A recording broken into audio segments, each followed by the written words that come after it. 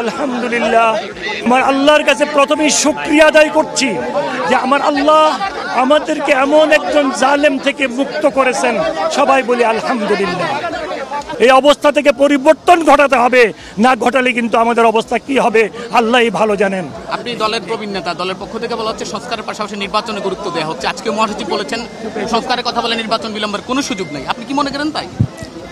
সংস্কার তো করবে গণতান্ত্রিক সরকার, যাদেরকে ভোট দিয়ে নির্বাচিত করেছে করবে, ওনারা সংস্কার করবে। কারণ ওনাদেরকে তো আসলে ডক্টর ইউনূস সাহেব খুব ভালো মানুষ, আমরা সৌভাগ্যবান ওনার মতো একজন আমরা এই সরকারের প্রধান হিসাবে পেয়েছি। এবং এটা পাওয়াটা এটা আল্লাহর রহমত, আল্লাহর দয়া। উনি কিন্তু আমাদের অবস্থাটা বুঝবে, এই জন্য বুঝবে উনি মিথ্যা মামলার আসামি, উনি কোর্টে দাঁড়াইছেন, উনি হাজতের সম্মুখীন হয়েছেন। আমাদের মতেই উপদেষ্টা পরিষদে যারা আছে তাদের মধ্যে কিন্তু একজন বা দুইজন এরকমটা হতে পারে, আর বাকিরা কিন্তু বুঝবেন আমাদের অবস্থা। আপনারা দোয়া করবেন যাতে করে আল্লাহ আমাদেরকে এমন তৌফিক দান করে যাতে করে শহীদ যারা হয়েছেন তাদের রক্তের সাথে যেন আমরা বেইমানি না করি। আর বিশেষ করে আমার একটা অনুরোধ থাকবে, এই যে 2001 সাল থেকে 2006 সাল পর্যন্ত আমাদের ভুলের জন্য কিন্তু অনেককে শাহাদাত বরণ করতে হয়েছে।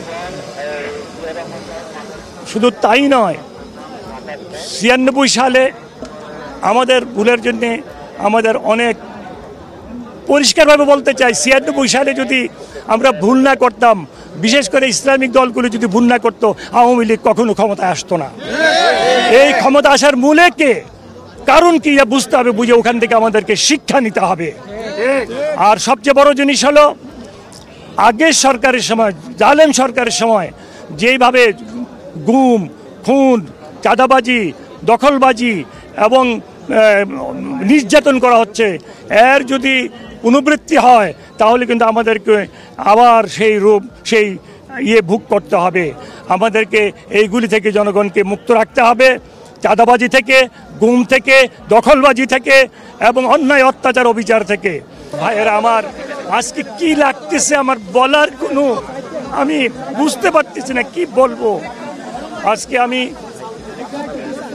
যারা আন্দোলনে শরীক হয়েছেন, যারা আন্দোলনে শাহাদাত বরণ করেছেন, যারা আন্দোলনে আহত হয়েছেন, সবার কাছে আমি এবং আমার দল কৃতজ্ঞ।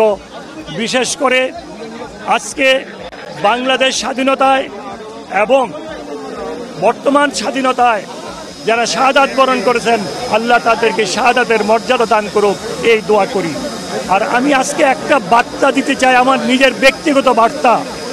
যারা আমরা একত্র থেকে আন্দোলন করেছিলাম, ব্যক্তি স্বার্থের জন্য যদি আমরা আজকে বিভক্তি ঘটনা ঘটবে, তাহলে কিন্তু 2001 সালের সরকারের পরবর্তী পর্যায়ে যেই ঘটনা, সেই ঘটনা আবারও ঘটতে পারে।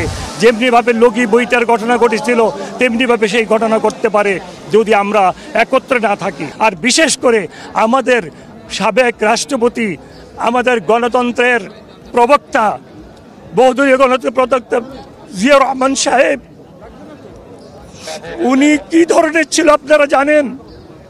আমি আমার দলের নেতা কর্মীদেরকে অনুরোধ করব, উনার আদর্শকে আপনারা অনুসরণ করেন। আমরা যদি উনার আদর্শ, উনার সততা, উনার দেশ প্রেম, উনার দেশের মানুষের প্রতি ভালোবাসাকে অনুসরণ করি, তাহলে আমরা মনে করি আল্লাহর রহমতে সুন্দর শাসন ব্যবস্থা